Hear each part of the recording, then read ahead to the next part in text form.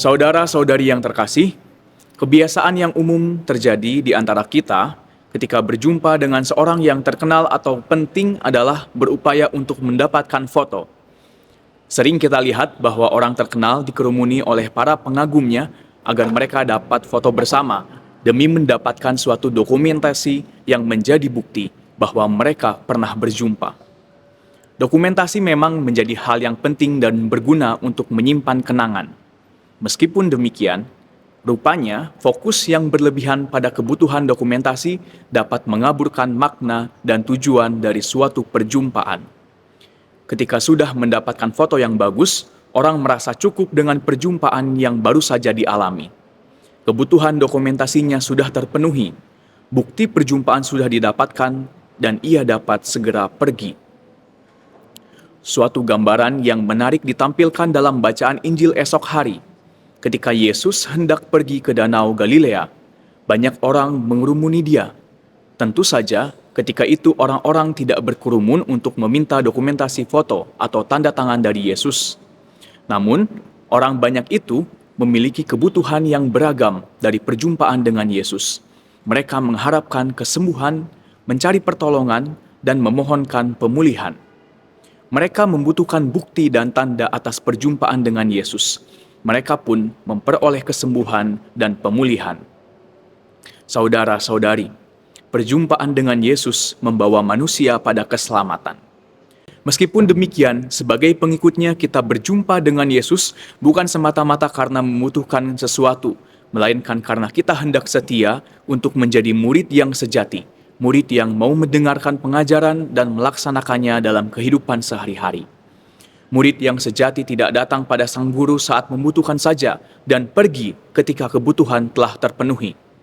Murid yang sejati menyadari bahwa perjumpaan dengan Yesus membawa konsekuensi dan tanggung jawab untuk mewujudkan perubahan yang baik dalam kehidupan sehari-hari.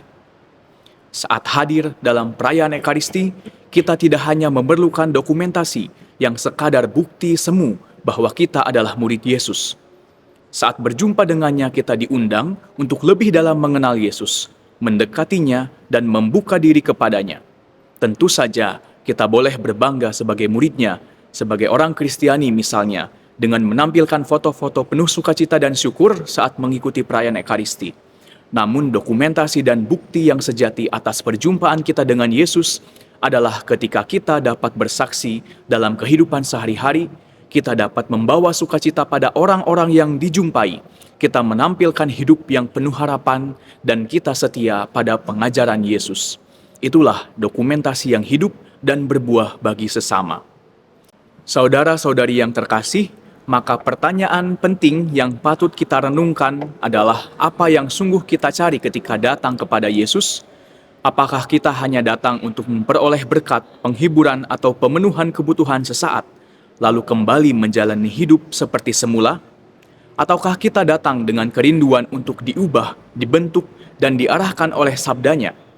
Menjadi murid Yesus berarti membiarkan diri disentuh dan digerakkan oleh kasih-Nya, sehingga cara berpikir, bersikap, dan bertindak kita semakin mencerminkan hidup-Nya.